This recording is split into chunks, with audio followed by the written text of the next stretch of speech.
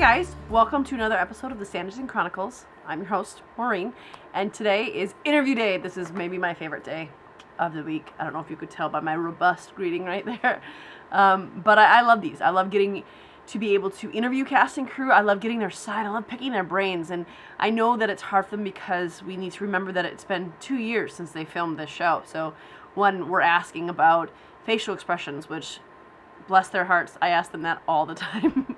So they have to figure out and try to remember back to those moments of what they were thinking and what was going on. So today, we have a master for you, one of the main characters of Sanditon. It is the fabulous, the incomparable Kate Ashfield, Mrs. Mary Parker, rather. She was just so much fun to talk to, and she's a joy. And I love that every cast and crew member that I've interviewed so far has been very laid back, very respectful, very loving of this project, and they have things to say about it. They have feelings that they share about their characters, about the show, about the set, and it just makes for a really, really fun, interesting interview. And I think that you guys will find that coming out of this interview, that you had fun listening to her, and hopefully, I think anyway, that you will get a lot of information that you didn't know before. She did do a Q&A with the Sanditon Sisterhood, which is awesome, and some of the information she shared was on that Q&A, but I think that you'll get even more out of this interview. So enjoy, and I will see you back here just a little bit. Hi. Hi, Kate. Hi, how are you? I'm good. How are you doing? Very good, thanks. Whereabouts are you? I am in Wisconsin. Oh, wow. In the US. Okay. Yeah, it's very cold here today. Is it? What time is it there now? It's 9 a.m. Oh, okay. Yep. We did, I don't know if the time change is the same there, but when we used to be 6 hours behind you, and now we're only 5. So I was really worried I had the wrong time for a minute there. Oh, yeah. And I think we're gonna go forward. We're gonna go forward soon, then we'll be, I don't know. And we just moved forward, so I was panicked for a minute. Aww. Thank you so much for doing this. We really appreciate talking with you. Mary really Parker, glad you like the show. What's that? I'm really glad you like the show. I'm a little obsessed with the show. I have to be honest. Okay. I'm a Jane Austen addict. Yeah. So anything of hers I devour, and I don't know if it's because I'm a writer, but when I watch something and it's incomplete, I can't pull myself out of the world. I have to stay there until it's finished, and it's not finished. So now I'm on an endless loop. That's true. I know it's not finished, is it? No, nothing. So we're all holding out hope for a season 2. I have faith that that'll happen, hopefully. And we love your character. Mary Parker is one of my favorite characters. So I was hoping you could tell us a little bit about Mary for those who haven't seen the show yet. Mary, I think the description of Mary is something like the rock upon which Sanditon was built. That was in one of the character things that the writer sent me, and I think she really is she's a really strong character for a strong woman, in that she's kind of calm and quiet, as opposed to Tom, who's more all over the place and more excitable. But she's very sensible, and she watches everything that's going on. She doesn't make a fuss, but you know that you can rely on Mary, and really she's a great wife to Tom. And I think the whole kind of storyline with Sydney could see how Tom had this wonderful wife, and that he was looking for. She adores Sydney. She adored Charlotte. She took her under her wing, and I think they've gone on a real limb to build this new town, and she's been very supportive of Tom, and she's got kids. She is a really nice character to play, because she's really she's a kind of really kind soul, isn't she? Yeah, absolutely. And she does have that quiet determination. I like that description of the rock that Sanditon was built on. That's perfect for Mary. I love that. Yeah. Was there something about Mary that you personally connected to about playing her? Well, I don't. I'm a mom too, but I also kind of and in age to Rose, who played Charlotte, we were staying, because we filmed the show in Bristol in England, and I live in London, so I went they put us up in apartments there, and people were staying in different places. Some people were staying in hotels, but Rose and I were both staying in the same apartment thing. So I kind of felt quite motherly towards her, and that was really nice. She's such a lovely person, and aside from that, I'm quite a calm person. I'm certainly not I wouldn't be running around drawing attention to myself. So that's kind of part of Mary that I could certainly respond to. She's quite a straightforward person in my kind of eyes, I think. Yeah. Mm-hmm. Absolutely. She does say what she means, but it's almost like she holds back until she finds the need to say it. It's not like she just says whatever she wants whenever she wants to. That's it, yeah. And she's not like she doesn't get cross sometimes. Mm-hmm. And I don't think anyone would make a fool out of Mary. Yeah. Which is great.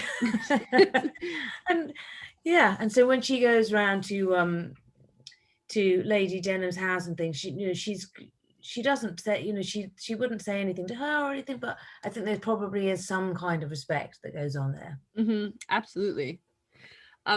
Did you find it easy to become Mary?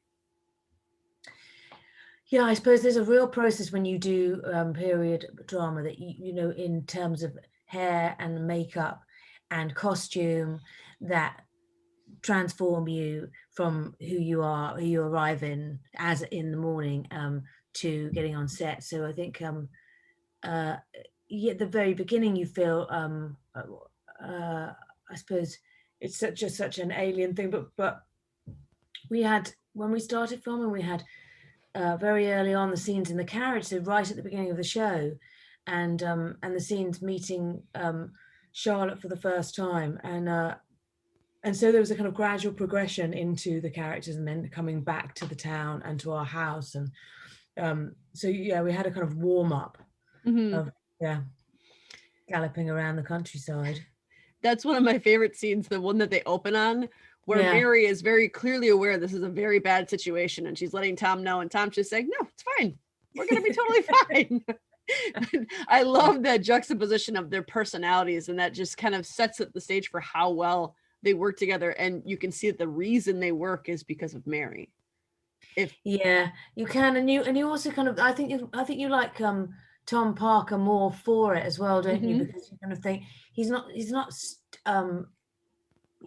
a buffoon. No, he can be outlandish and he can have these crazy ideas, but at the core of it, they have a really strong, respectful relationship. I think. Absolutely. Yeah. Paula Byrne and I, we had our interview a couple weeks ago, or last week maybe, and we were talking about how there was one scene with Tom or Chris Marshall where you have this idea almost of Tom as he's always crazy, he's always manic and always really, really energetic. But then you have those scenes where he's in front of the fireplace, and it's right before Sydney and Charlotte come in and tell him about the regatta idea. And you can see him staring completely despondently into the fire. And that's the moment you realize he's not actually insane.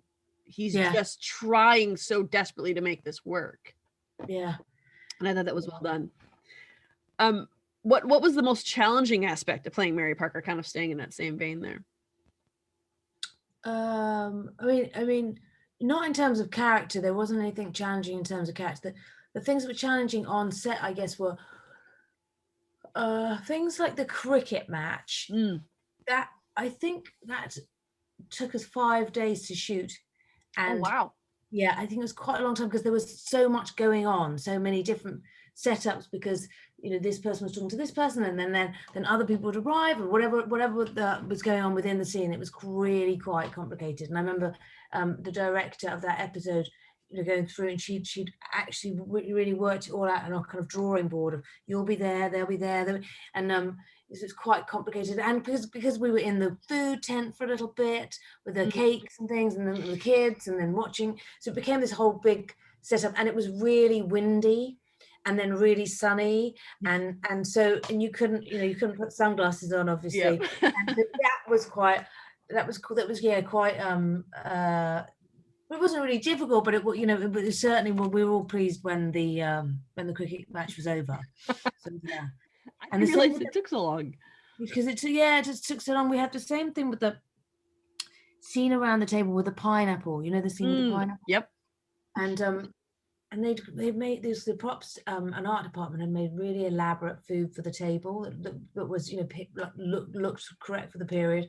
And uh we weren't eating, we were just spooning out soup, I seem to remember. And I don't think we got any further than that in the actual eating of anything. But that scene also, because there were so many of us around the table and had to cut coverage of everybody, that took a few days to shoot that. And the food it was quite hot when we were doing it here, and the food started to smell more and more. Oh, no. That was another one. We're like, yeah. Yeah, we all cheered when that one was over, but yeah. You don't think about how long the scenes take to produce when you're watching it. No. And it is a show that does have these kind of big ensemble scenes, you know, because there's the balls, and I mean, so they all take such a long time to cover and to rehearse, and and there's big dinner scenes. There's well, the regatta, that took a long time as well. I'm sure we were outside on the edge of that lake or river bit for a good week, running up and down.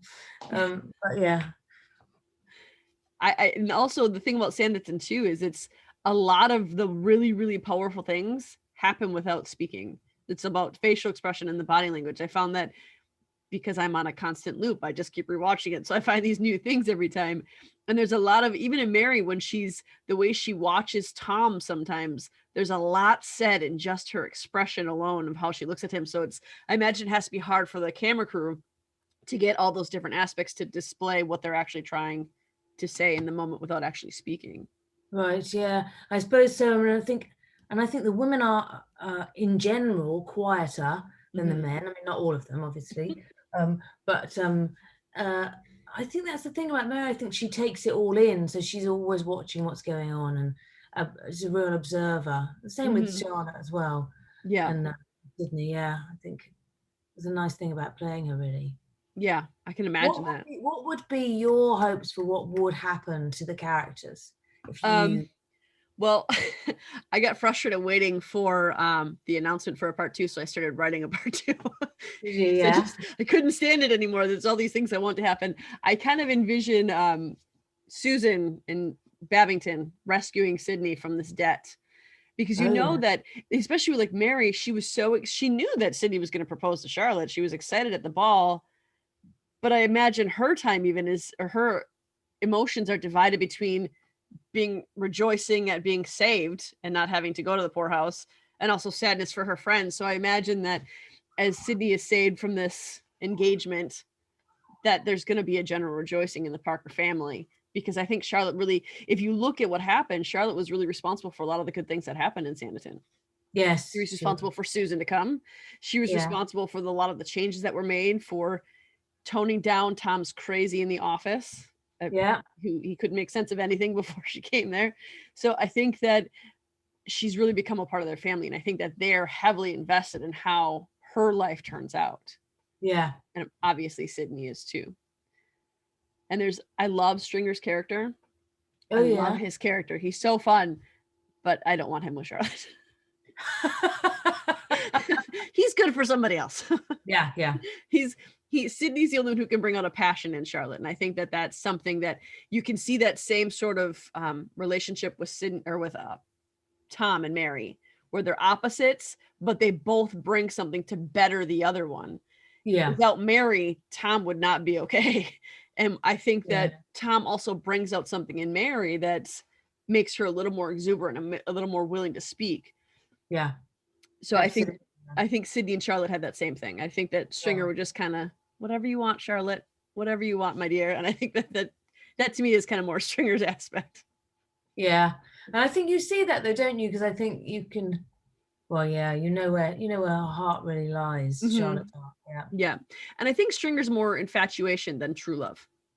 Yeah. I think he was so enamored with Charlotte.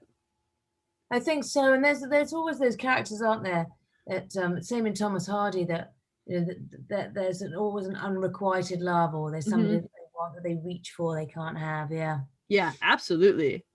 And on that same kind of thing, talking about how Mary brings something to the table for Tom, I think that people could be quick to assume, because Mary's quieter, that she's meek or that that she doesn't have a lot of strength, but there is in fact an extraordinary amount of strength in Mary's character, I think. And Yeah. we see it when she stands up to Tom after the cricket, which is one of my favorite scenes. And one of my favorite lines is when she says, "No more promises, Tom. All you ever do is break them." And like, I just want to cheer when she says that, because she needed to say that to him. I don't think there was anybody other than Mary who could have gotten through to Tom. I mean, other than Mary who could have gotten through to him. And he needed her to say that. And the fact that she was willing to say that when wives were supposed to be submissive and they were supposed to be in their place. She had asked him already, hadn't she? She had said, if there's anything. Several times at that point, I think. Yeah. And so she supports him even after the fire too. When she goes in there and he says Tom's apologizing to Mary, and she says, "I don't care what other people think. I'm going to be here for you." So there's an extraordinary amount of strength, and it's always there, but she almost makes it known strategically. I don't know if you can you speak to that a little bit?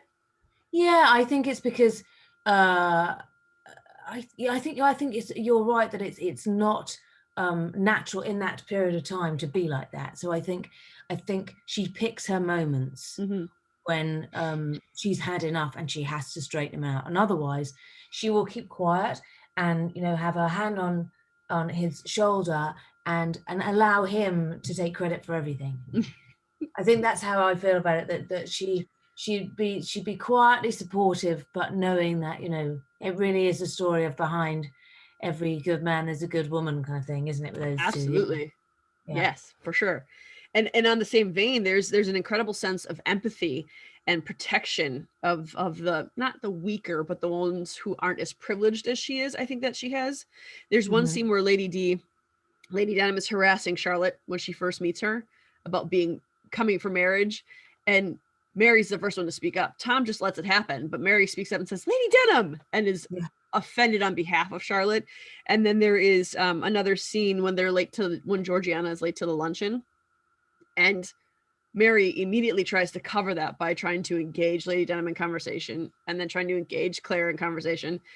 And then there's a scene in the ballroom when we first meet Georgiana, and you're not really in the front, but your character, you can see her in the background, and you see where Diana's really excited about the prospect of Georgiana, but then you look right next to her, Mary looks almost sad for her, and you can just tell that there's this empathy that she's feeling, that all these horrible things are being said to her as she walks into the ballroom. And so I think Mary's character has a lot of empathy for those who are seen as weaker, and that's really when she stands up for people. She doesn't stand up for herself a whole lot, because I think Mary can take it. Yeah. It's like she doesn't need it, doesn't need to. Yeah. And so I think is that something that you saw, where she stands up for those who are a little more underprivileged, I guess? Yeah, and she is that kind of that quiet person that she wouldn't get involved in unless she had to, kind of thing, because I guess a lot of it was societal at the time, but yeah, I definitely think she's an empathetic person. Yeah, I mean, and I think that's a whole thing with even at the very beginning, bringing Charlotte back to Sanditon. There's a real and the real friendship and bond develops really quickly, because she wants to help her. I think she knows that her life there is not exciting, is not going to give her the things that she wants. But I also think she feels very privileged herself, which is probably why she doesn't stand up for herself. Yeah, because I think they've got quite a lot of money, and they to actually have this ambitious plan to build this whole town. I think we kind of saw them as a little bit sort of rock and roll for that time. They're kind of quite cool, and but they've got this financial backing certainly to start with, and so yeah, I think that's why she doesn't feel the need to blow her own trumpet, or to be loud, or to be flamboyant in that way. Absolutely. And she's incredibly humble about it too, even though she has the wealth and the status. She's very humble about it. It's not like she goes around bragging or holding her sway over other people. It's the exact opposite for Mary. Do you think she does have those great hats? Yes. That's one of the questions that are coming up, is about the wardrobe, because I love all of her things that she wears. I don't know if you can see I have a picture behind me. And that's one of you. that Oh, yeah, I'm gonna grab it. wow. Yeah, let me see. Wow. But this is done by a girl online. She has Instagram. Oh, and yeah. she does her own art. So she does all these things for Sanditon, amongst other things. I think she's also a fashion designer, but I believe she's from Russia. Wow. And she posted something and I thought, wow, these are beautiful. And so she let me use them for the show. And her name is Liana. And this is one of my favorite pictures that she did of you, but that was one of my favorite outfits. It's when you're on the cliff. Yeah. You have a little pink jacket with the yellow bonnet. I love that. That's gorgeous. Wow. It is. It's really nice. She does a lot of good ones. We try to have a different one up there and see if the watchers can catch which ones we have up there. But with her empathy and with her having that, do you think that's part of what drew her and Tom together? Yeah, I kind of imagine that, because we don't see that. I can imagine that yeah, that she I think she really does appreciate all his kind of eccentricities and his joy of life, and I think you're right. There is a real sort of opposites attract with them. That she can be, if she was with somebody else, she could be in danger of being very quiet and contained. But whereas with him, she can enjoy that life. I mean, I loved those days when we were filming on the beach, where we had those things walking along with all the kids, and you think there's a real they were really lovely scenes for Mary and Tom as well, because you kind of knew that they really connected, but properly, and he might be doing all his own things, but he does adore her, you know. There's and you can see that when she does stand up to him and says no more promises, when he's writing that letter, and you can see him scribbling out the words, because he wants her back so desperately. And I think it's really part of him creating this town is really for Mary. It's almost like his love song to Mary, where if I could just make something of this to make my wife proud. Yes, exactly. Yeah. So can you kind of describe Tom and Mary's relationship, what Mary's role is besides wife and mother? Because obviously she has those roles, but she has another role in that relationship. Can you kind of describe their relationship? Well, I mean, I think it's like it's a lot of the things we've already discussed, but she's like a version of a modern woman, in that she's but is quiet. So she has his back on everything, on the business, on, I mean, from whatever he will divulge to her, she could cope with. And you get the feeling that she could cope with it probably better than him, but she allows him to do all that. So it's that same thing of her standing by him, being a rock to him as well. And yeah, I mean, literally, I don't know what else she does in terms of, she doesn't do any kind of job, but she does run the household. She does, yeah, I mean, and she's a very welcoming person, because every time anyone comes, she like Sydney, she loves him to come and stay. And yeah, and play with the kids. And yeah, what were you thinking of when you asked me that question? I think I just see like her role is she's quietly guiding him.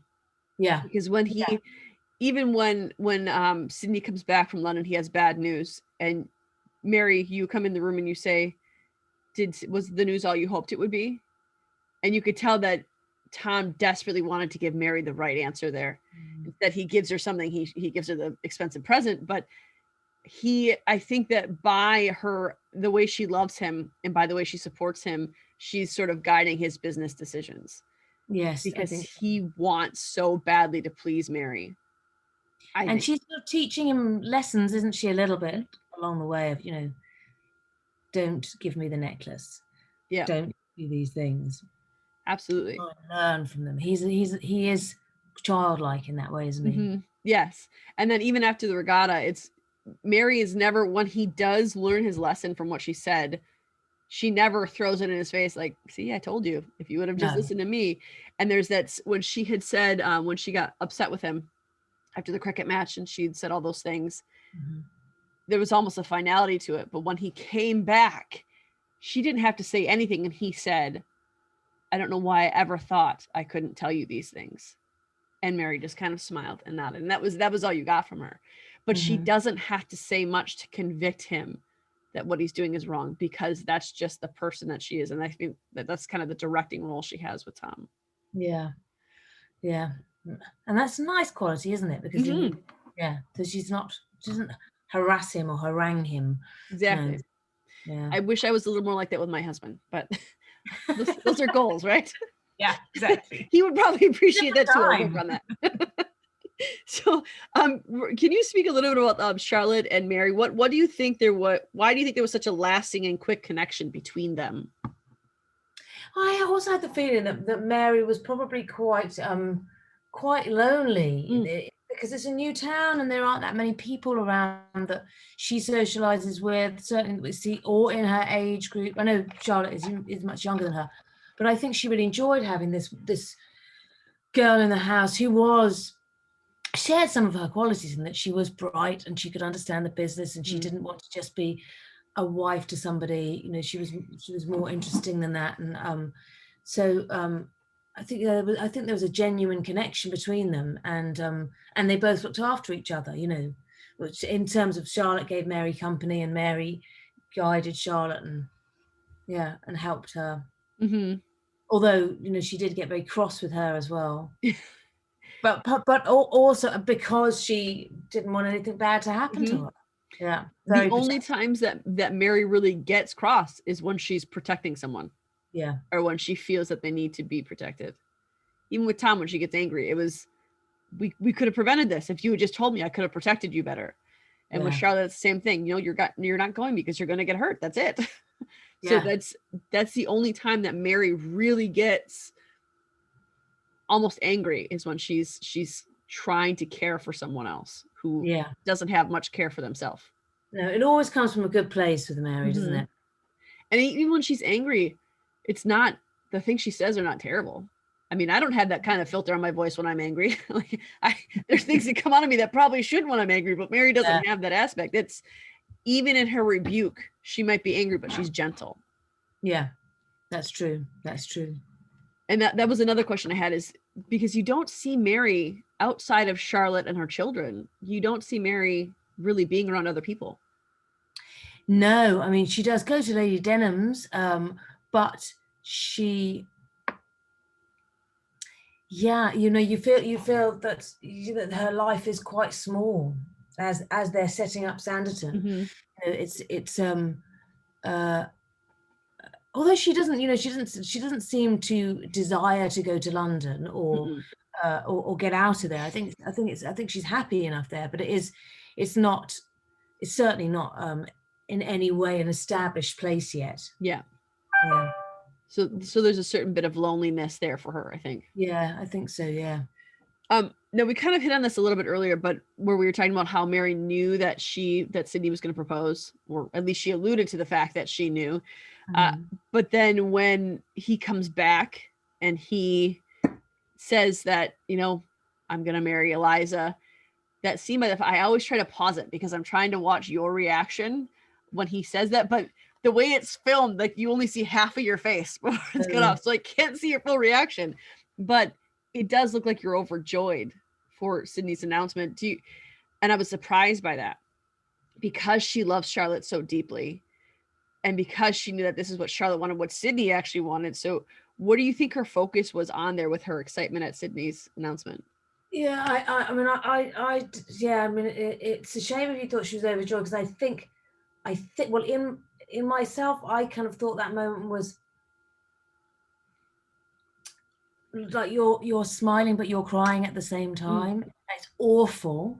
But you know, he's so selfless as well, and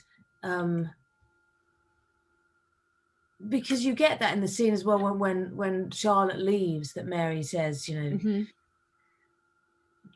know, alludes to as well. She didn't say it on the nose, but she says, you know, that she's sorry the way everything turned out for her, you know. And I think Mary was really on Charlotte's side. She really didn't want that to happen, but it's kind of, it's a fait accompli when it's presented to her as well. Yeah. And I don't think she would interfere. Mm-mm. And really, how could she? No, Sydney exactly. is kind of his own man, and Sydney does what Sydney wants to do, so she couldn't have done anything. No. Do you think there was a measure of hope for her, that she kind of felt, well, he loved Eliza before, maybe he could be happy with her? Oh, I don't know. I mean, I don't know, because I was so on Charlotte's side. I'm with you. Yeah, okay, yeah. I don't think so. I think she really thought it was a selfless thing to do. And I mean, I think in the backstory of it is that he was pretty heartbroken by her. And I think that Mary loves Sydney so much that she probably hasn't forgiven her quite. Yeah. For that heartbreak. And so yeah, I think her protective feelings towards Sydney would mean that she would be much more wary of Eliza. Speaking of, this wasn't on my questions, but what do you think of, because I don't know that, I know Andrew Davies said that always was a plan for a season 2. Do you think we have a Facebook group for this podcast and for Sanditon in general, we pose this question to them. Do you think Eliza is actually a nefarious character, that she somehow manipulated Sydney into marrying her? Or do you think it was just, I really want to be with him? I think it was right on the edge of both of those things, because it was almost like the moment she saw him at that ball, his eyes were on somebody else, and he'd been devastated that he lost her. So now she kind of wanted to get him back. But in the first series, you certainly don't go far enough to know whether there's genuine love behind it. Yeah. I don't know the answer to that, really. And I did watch, because I wanted to see where she came in that ballroom scene in episode 6, where the first time Sydney and Charlotte are actually realizing they have feelings.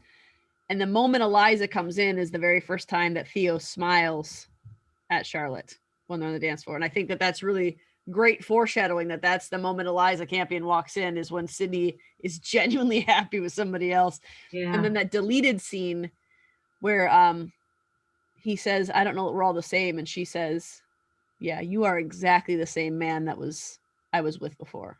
But he's not. And I think that's something that Mary saw in him too. Yeah. Because when Mary and Charlotte were walking the cliffs right before they met Sydney, Mary's telling her about how hard his life has been, and how the bruising effects of his relationship have really altered his personality, but that's not who he is. He's really good. He's really this. Yes. She really, really adores him, doesn't she? Yeah. And she sees beyond all that. He's been really hurt, and that's why he's so rude sometimes. And yeah. And I think that's part of the reason she's championing Charlotte so much, is because Charlotte is the one who brought him back to who he actually was. Yeah. Eliza can't do that. So I tend to think that Eliza's a villain. So I think she is our Caroline Bingley of the story, and that she's going to get ousted quickly. Yeah.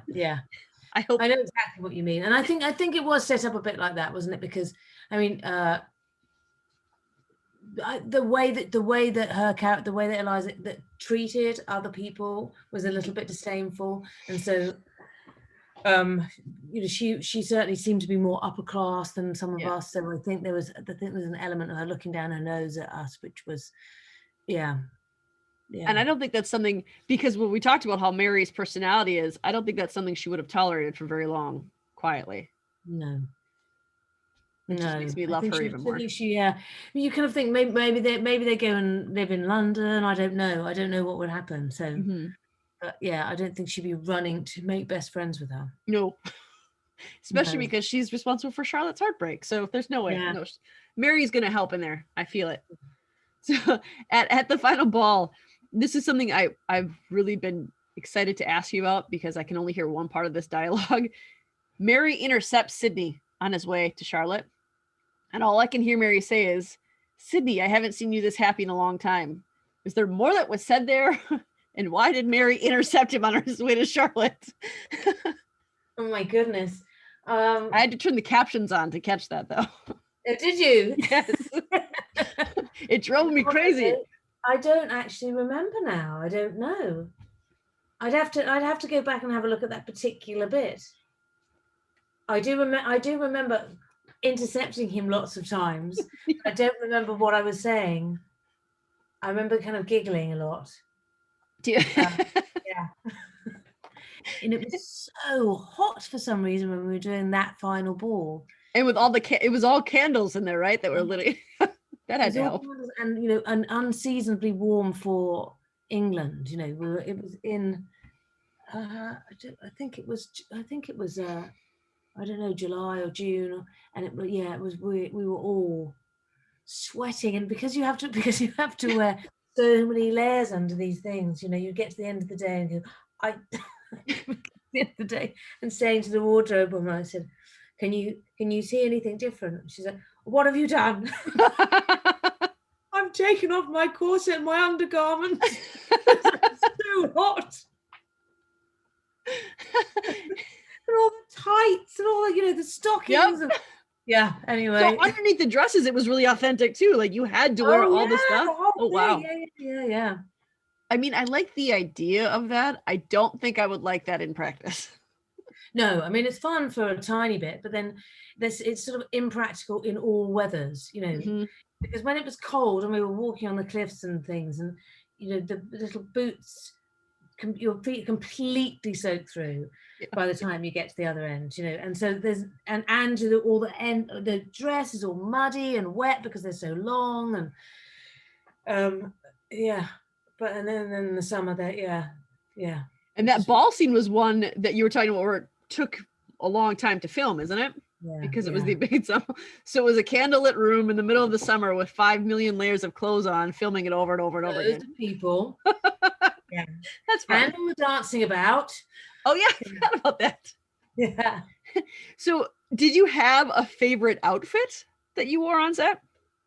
They're all beautiful, but they were all beautiful, weren't they? I mean, no, I didn't. I mean, I particularly like that top hat. But which one? I had several outfits. Yeah, I love the little tiny jackets. Oh my gosh, I love those a lot. Yeah. They've got a name, and it's gone out of my head what they're called now. But yeah. I mean, I thought all my dresses were lovely. I love some of the pale ones, and then I loved that particular one for the ball, the end ball with the dark stripes was beautiful. I think Mary had lovely clothes. Yes, she did, and the colors really, really suited her very well. Yeah. And I know that I'm I'm in a hard place because the US didn't get Sanditon until last year. So I know that you filmed it, 2 years ago, is it now? Yeah. So I'm going to ask you a question about a facial expression you had 2 years ago. Okay. There's a scene when Tom comes into Mary and he says, and I love how Chris Marshall played Tom. I really, really do. He's so fun and entertaining to watch, whether he means it to be or not. But he comes in and he's talking about the regatta and he's very excited. And he says, can you not see it, Mary? And you just kind of go, like, you're almost like bothered by this. So do you remember what you were trying to emote there where he was talking about the regatta and she seemed, I don't know, exasperated almost by the idea of another event? I think she is trying to not put a dampener on it. She's trying to join in with his enthusiasm, but she can't quite bring herself to kind of go, oh yes, I can totally see it, Tom. You know, so I think that's where it comes from. I think oh God, please let this one not be a disaster, you know. That's what I was just going to say, because everything else he's done so far has worked out so great. Yeah, exactly. That makes more sense. But I do love that in the next scene, because you see that aspect of her giving that expression to Tom, and then she sort of looks over at Sydney and Charlotte like, oh, great. But then the very next scene is you and Tom on the beach. Yeah. And you guys are very easy all of a sudden in each other's company, and Tom is taking sighs of relief, and Mary is almost like basking in, I have you back for a minute. Yes. So that was nice that those scenes were right after each other. Yeah, that's true. Yeah. So what do you think would have been Mary's greatest hardship living in Sanditon? I mean, I guess the isolation and the uncertainty of how their life is going to pan out, whether financially they're going to make it. And I think she knows what Tom is like, and everything's on a wing and a prayer, but she's put it all in. She's risking everything with him, I guess. Mm-hmm. It's a gamble, and if it works out, be great for them. Yeah. But yeah, I mean, I think she must trust him ultimately. Otherwise, she's so sensible. Otherwise, she wouldn't have done it. Yeah. So I think with Sydney's been doing it with him, that she trusts Sydney. Yeah. And Sydney definitely seems to know what he's doing. More certainty. Yes. Yeah. It's true. That's an excellent point. That it's not like Tom's alone in this, so he's not just making these. No. Did you have a favorite spot on set? As in a place to be? Yeah. Or even a place to film. I mean, I really love the beach filming. Not so much the cricket, as I said, because that was really windy. But I loved the scene with Charlotte walking on the beach, and the scene with Chris walking on the beach. I think that and that area where we filmed. I mean, I really like Bristol, the city that we were in.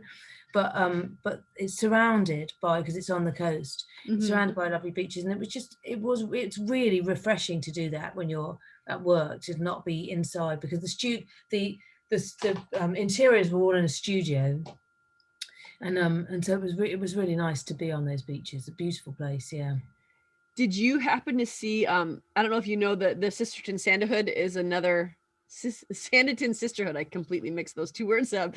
But the Sanditon Sisterhood is a group that's largely on Twitter, and they had this GoFundMe sort of thing, and they paid to have on that beach. They paid to have Sydney and Charlotte's faces made out. There was an artist who came out to do that. Did you see that? I did see a picture of that. Yeah, I mean, that was amazing, wasn't it? That was the same beach, right? That you filmed? Yes, I think it was. Yeah. I loved that. That was awesome. Unspoiled beaches. Yeah. Really beautiful. What about a favorite memory on set or while filming? Favorite memory. Oh gosh, I mean, there's a lot to choose from, and it was 2 years ago, so many no pressure. to choose from. Yeah, I mean, most of it was really good fun, and all the people in it I really enjoyed working with.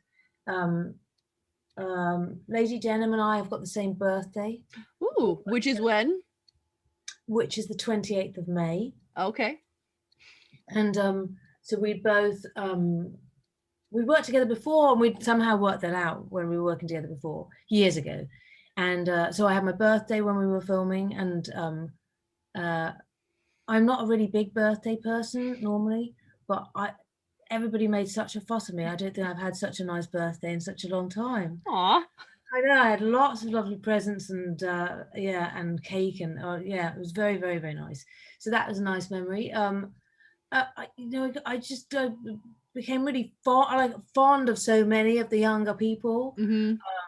And filming that last scene with Charlotte, we just were kind of beside ourselves, because it was right at the end of shooting as well. Oh, of Charlotte leaving. Yeah, for some reason it was on that. So those are real tears mixed in there. Yeah. We were like, oh gosh, it's over. Yeah. But I loved being in our house, and it was such a beautiful set, and doing those scenes with Chris where I got angry with him and where he gave me the necklace. I loved all of those bits. Yeah. Awesome. I know I was watching the Instagram live that Leo Suter did. Oh yeah. He was saying one of his favorite memories was when Theo James fell into the lake or the river. Oh really? Yeah.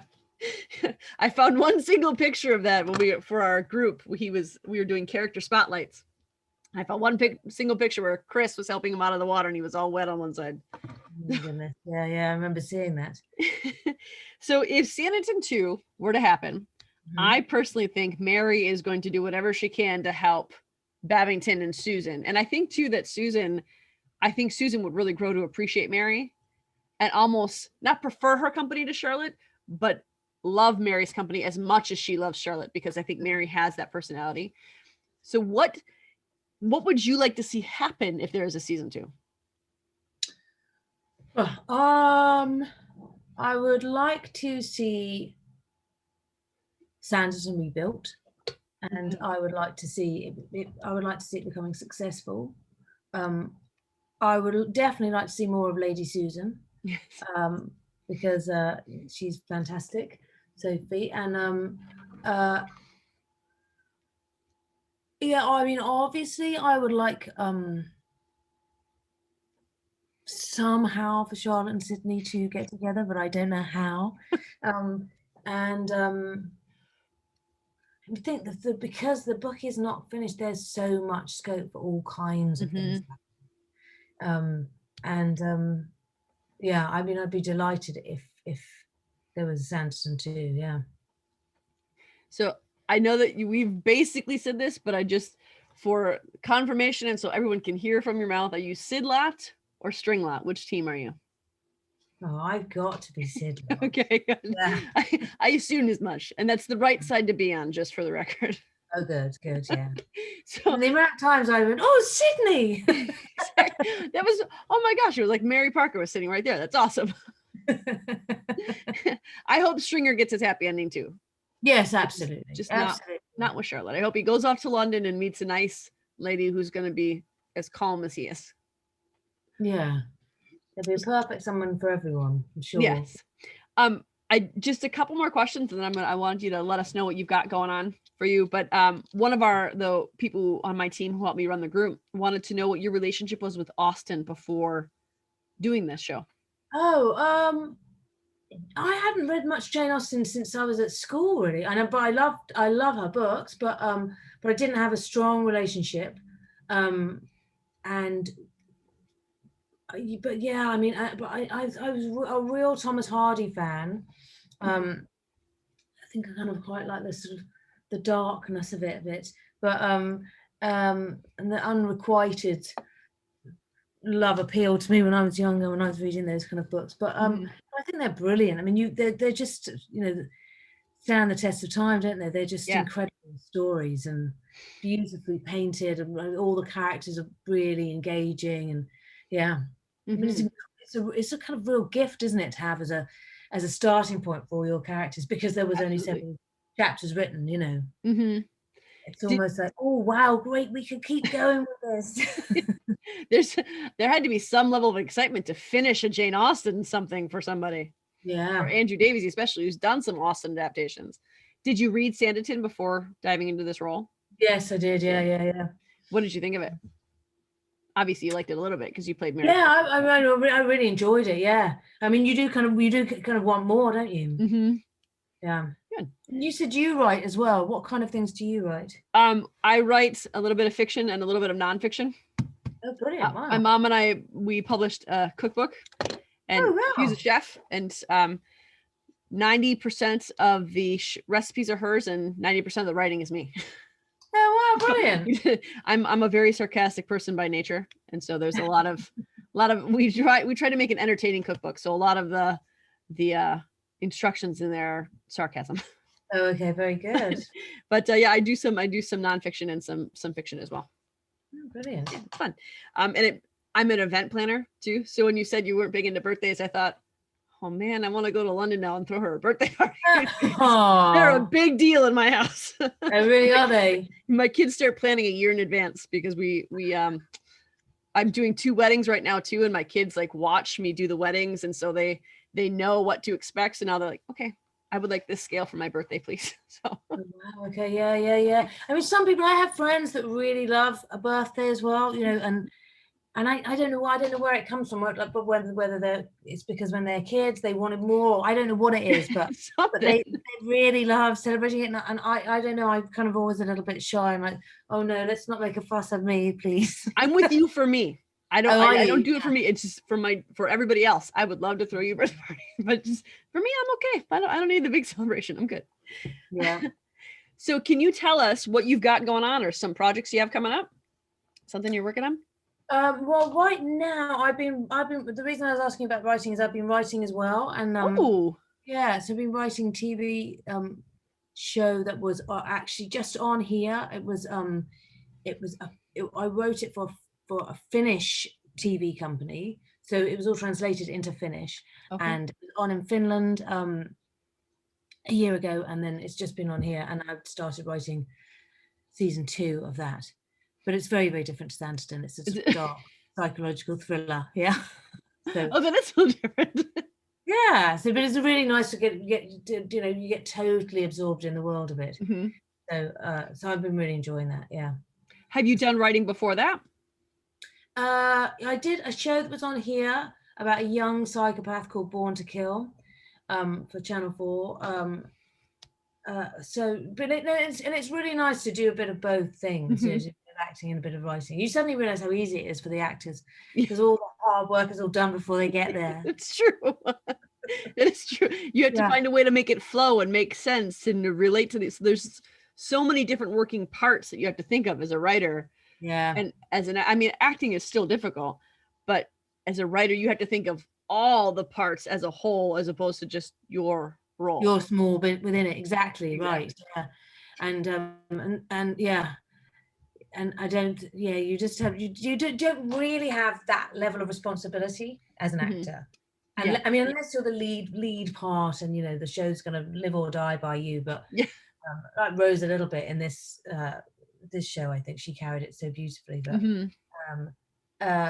but yeah, I mean, it's stressful, but it's fun. It's also really fun because it's really creative. So, also with the TV show, you have a deadline that you have to meet, I would imagine. Oh God, lots of them. Yeah. So that's a little more intense of an experience. Yes. And also then that you're so responsible for all those jobs and all that money, and so the deadline really means something. If you're actually shooting, you've got to get something by, and people have to start looking at locations and budgeting and but it's fun. That's awesome. Well, I hope there's a way that we can see some of that over here. I don't know if we're going to be able to get a finished show over here, but yeah, it's going to be on a channel over there called MHZ. Okay. It might be a streaming channel too. I'm not sure. Yeah, maybe it is. And I think it's a channel that streams foreign shows, but anyway. Okay. I'm going to look for that. And what is it called? It's called Man in Room 301. Okay. Awesome. It's a strange title. But it was called Man in Apartment 5, which is a better title, I think. But apparently in Finnish, that was ridiculous. And Man in Room 301 is not. So there we are. It is intriguing. It makes you want to know more about it. So that, that helps, right? Yeah. Well, you have just been a delightful person to talk with. Thank you so much for chatting with us. It was so much fun. Oh, no, thank you very much. And yeah. All right. Well, fingers crossed we'll hear some news. Hopefully we'll see you soon in Regency dresses and stockings and corsets. Bonnets, yes. Lots and lots of bonnets. Brilliant. Okay. Thank you so much, Kate. Take care. Bye-bye. Bye. So how was that? Was it not great?